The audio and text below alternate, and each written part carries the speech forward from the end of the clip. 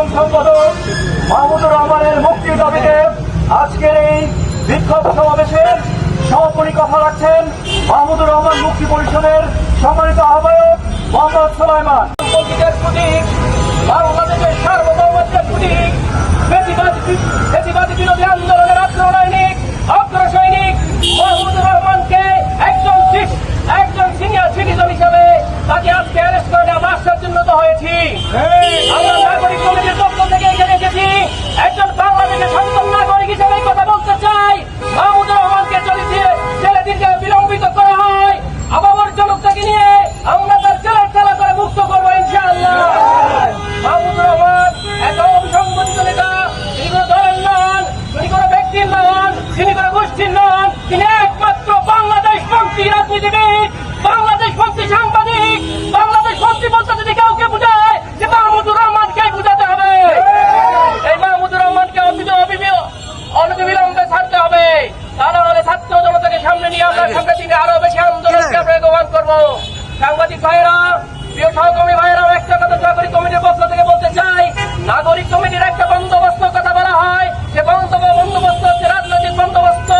ফ্যাসিবাদের পতন ঘটে, ফ্যাসিবাদের যত প্রকার কালচারাল উইং আছে, যারা এতদিন মাহমুদুর রহমানকে কালচারালি শাহবাজ বিরোধী হিসাবে দেখিয়েছিল, সেই মাহমুদুর রহমানকে এখন আবার সেই ফ্যাসিবাদী ব্যবস্থার মাধ্যমে রুখে দেওয়ার চেষ্টা করা হচ্ছে, তাকে দীর্ঘদিন বিলম্বিত করা হচ্ছে।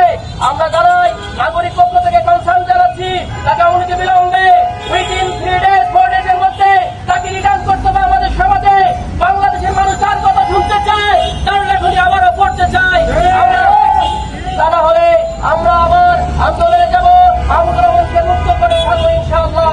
আমার কথা একটাই, একজন সিটিজেন, যে সিটিজেন ওয়ান সিটিজেন দীর্ঘদিন ধরে দেশে বাইরে রয়েছেন, এখনো তার পরিবারের লোকজন অসুস্থ, তাকে কিভাবে আপনারা জামিন না দিয়ে রেখে যান?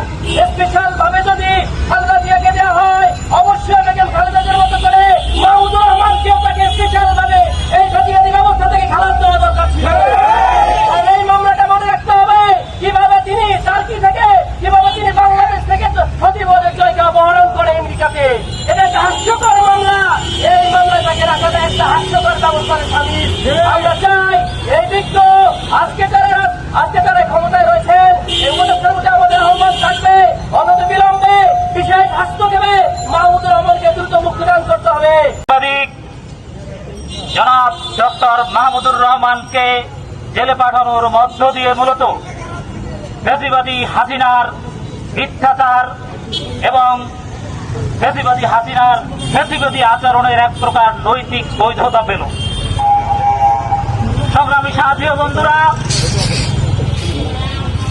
মাহমুদুর রহমান শেখ হাসিনা যে ফ্যাসিবাদ, আওয়ামী লীগ যে ফ্যাসিবাদী একটা এনটিটি, আওয়ামী লীগ যে একটা ফ্যাসিবাদী রেজিম ছিল, এই বাস্তব ভিত্তিক তত্ত্বের কি প্রপোনেন্ট এবং পাইওনিয়ার ছিলেন এই ডক্টর মাহমুদুর রহমান। যেই মাহমুদুর রহমানের থিওরির উপর ভিত্তি করে এদেশের দল মত নির্বিশেষে 18 কোটি জনগণ হাসিনাকে, আওয়ামী লীগকে আমরা কথায় কথায় ফ্যাসিবাদী বলি এবং ফ্যাসিবাদ হিসেবে চিহ্নিত করেই তাকে দিল্লি পাঠিয়ে দিয়েছি আমরা। সেই মাহমুদুর রহমান যখন দেশে এসেছেন, ফ্যাসিবাদী তত্ত্বের, হাসিনা যে ফ্যাসিবাদ, এই তত্ত্বের প্রপোনেন্ট মাহমুদুর রহমানকে বিমানবন্দরে এই সরকারের উপদেষ্টাদের রিসিভ করা উচিত ছিল। তা তো করেইনি, বরং আমরা কি দেখলাম, এই মজলুম সাংবাদিক মাহমুদুর রহমানকে এই বৃদ্ধ বয়সে কারাগারের অন্ধকার প্রকোষ্ঠে পাঠানো হলো। সংগ্রামী সাথী ও বন্ধুরা, গণঅভ্যুত্থান পরবর্তী